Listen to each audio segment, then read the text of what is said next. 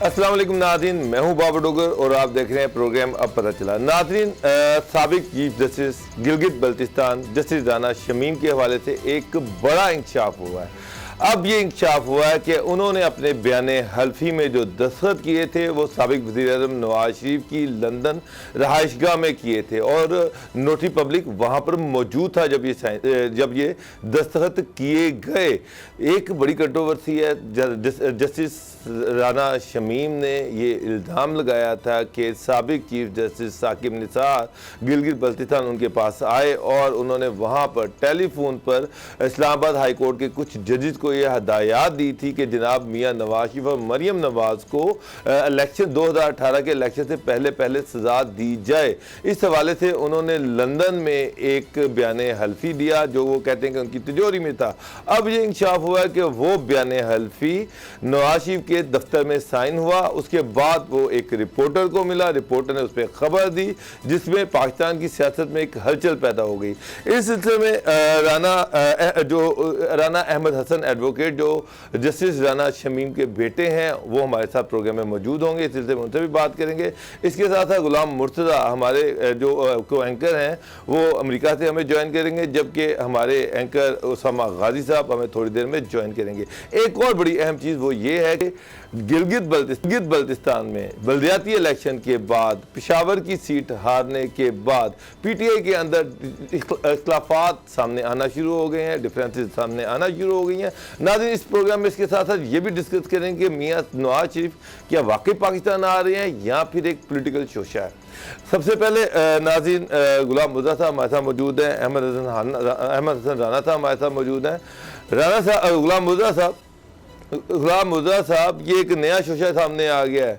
अब ये कहा जा रहा है कि जनाब ये जो दस्तखत हुए थे बयान हल्फी पर ये नवाज शरीफ के ऑफिस में हुए थे, जबकि राना शमीम जो है वो ये कहते रहे हैं कि उन्होंने जो दस्तखत किए थे वो नोटरी पब्लिक में किए थे और वहाँ पर एक लॉकर में ये दस्तावेजात मौजूद हैं। लेकिन अब तो चीज़ें बिल्कुल ही उलट हो गई हैं, यानी कि ये तो अब एक मुकम्मल तौर पर एक पॉलिटिकल स्टंट लग रहा है। डॉक्टर साहब, आपकी बात बिल्कुल दुरुस्त है इस एतबार से अगर देखा जाए कि जो बयानात दिए गए थे, जो बातें हो रही थी, उस एतबार से अगर हम ये देखें। लेकिन इसको अगर हम इसके फैक्ट्स को देखें या इसके मैटर को देखें, वो दस्तखत हो मियाँ नवाज शरीफ के सामने, वो दस्तखत हो किसी भी जगह पे, वो अपने घर में हो, तय खाने में हो, छत पे हो, बारिश में हो, वो उसके इम्प्लीकेशंस जो हैं वो रिमेन्स द सेम। उसमें कोई ऐसी कबाहत नहीं रहती कि किसी के सामने दस्तखत किए हैं या क्या। असल बात लीगली वो मैटर जो है उसमें मौजूद वो अहमियत का हामिल है, ना कि इस बात को देखा जाए कि ये जो मामलात हैं ये मियाँ नवाज शरीफ के सामने दस्तखत हुए। और ये भी अभी तक ये स्टोरी है और इसके ऊपर आप आज देखेंगे, आज या कल तक आपको उसके क्रॉस वर्जन इस स्टोरी में भी शामिल होगा। और लेकिन मुर्तज़ा साहब मुझे एक चीज़ बताएं, आप ये कह रहे हैं कि ये स्टोरी है, बिल्कुल अभी इस पे कोई चीज़ कंक्रीट नहीं है। राना शमीम साहब का जो स्टेटमेंट है, जो बयान हल्फी है, वो भी अभी तक एक स्टोरी ही है, उसमें भी कोई फैक्ट हमारे सामने नहीं है कि फ़ोन किया था या नहीं किया था। ये भी उनकी अपनी स्टेटमेंट है और कि दबाव डाला था या नहीं डाला था, इसके हवाले से कोई एविडेंस हमारे पास मौजूद नहीं है। लेकिन इशू ये है कि वो ये कह रहे हैं कि वो बयान हल्फी जो था वो उनके लॉकर में मौजूद है, सेफ है, उन्हें नहीं पता कि ये रिपोर्टर को किसने दिया। और जिस रिपोर्टर ने, जिस अदारे के रिपोर्टर ने ये खबर दी, उसके मियाँ नवाज शरीफ से जो ताल्लुकात है वो बड़े वाज़ेह हैं, बड़े क्लियर हैं। तो इससे एक वहां तो पैदा होता है कि जनाब ये उस रिपोर्टर तक स्टोरी कैसे पहुंची जो बार बार कोर्ट पूछ रही है, जिस पे राना शमीम साहब कह रहे थे मुझे नहीं पता कि कैसे पहुंच गई ये स्टोरी। अब जो अगर फैक्ट्स को देखा जाए तो फिर तो ये लग रहा है कि जनाब ये एक बाकायदा तौर पर साजिश थी।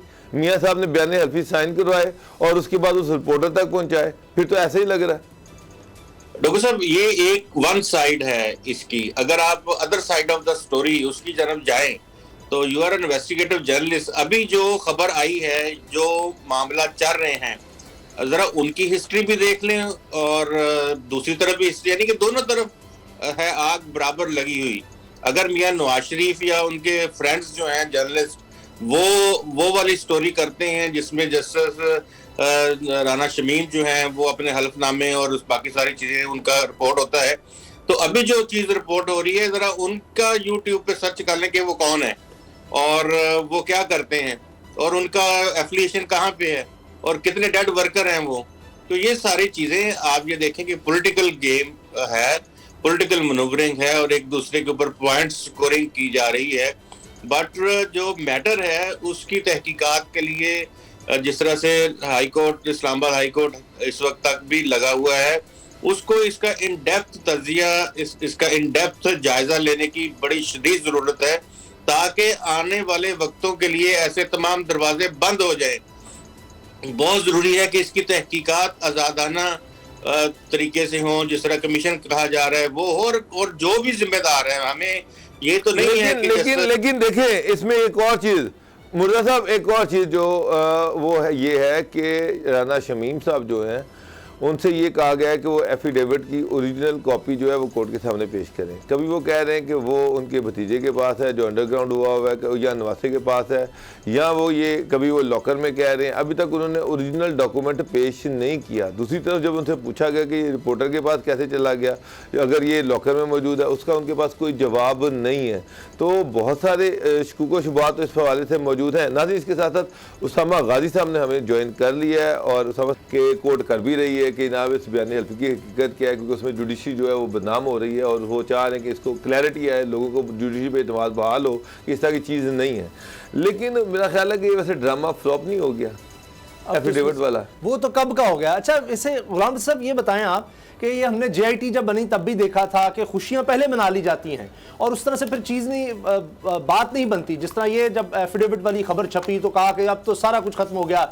जब जज अशरफ मलिक की वीडियो आई तब जी देखें अब जी सब कुछ खत्म हो गया। वो अदालत में उस तरह नहीं लेकर जाते।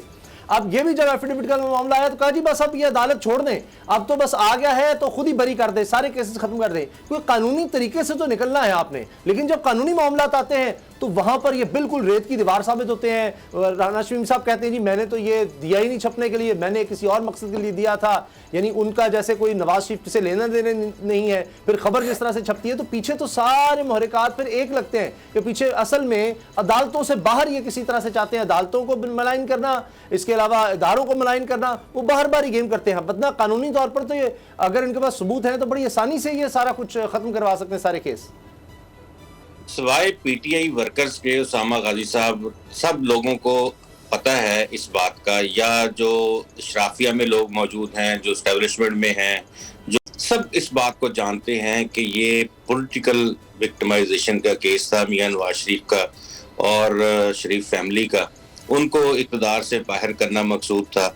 उसके लिए फिर जो भी प्लॉट हुआ वो अगर आप ये इसकी तफसील में जाएंगे तो हमारा एक प्रोग्राम क्या एक हफ्ते के प्रोग्राम भी नाकाफी होंगे। आप अगर इस चीज को देखें कि कितने लोग पनामा गेट में आए थे, क्या सिर्फ मियां नवाज शरीफ का एहतसाब बहुत जरूरी था? और ठीक है, वो जरूरी होना चाहिए था क्योंकि वो प्राइम मिनिस्टर थे, सबसे पहले उनको हाथ डालना चाहिए था। लेकिन उसके बाद क्या वो बाकी सारे जो हैं उन्होंने गंगा नहा ली थी तो पवित्र हो गए। उसके बाद किसी को कोई जरूरत नहीं रही थी। उस चीज को देखें। फिर ये तमाम मनोवरिंग जब हो रही थी, हम खुद कोर्ट रिपोर्टिंग भी कर रहे थे उन दिनों में, सुप्रीम कोर्ट ऑफ पाकिस्तान भी जा रहे थे, हाई कोर्ट में भी जा रहे थे और एहतसाब अदालत में भी जा रहे थे। हमें चीजें चलती हुई नजर आ रही थी। ये एज एन रिपोर्टर मैं अपना ऑब्जर्वेशन दे रहा हूं आपको। सर आपकी बात दुरुस्त होगी, लेकिन बाबर साहब बात यह है कि एक चीज है कि नजर आना, एक है कानून के मुताबिक। अगर किसी शख्स ने देखा एक जुर्म होते हुए, जब तक वो अदालत में साबित नहीं करेगा वो नहीं हो सकता।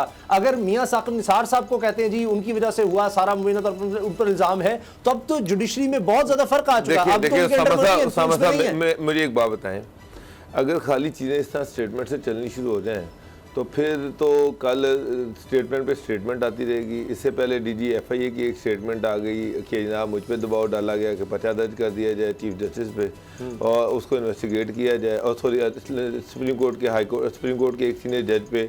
और इस तरह की जो स्टेटमेंट्स होती हैं जब तक एविडेंस के साथ कोलैबोरेट ना करें उस वक्त तक उस स्टेटमेंट की कोई हैसियत नहीं है।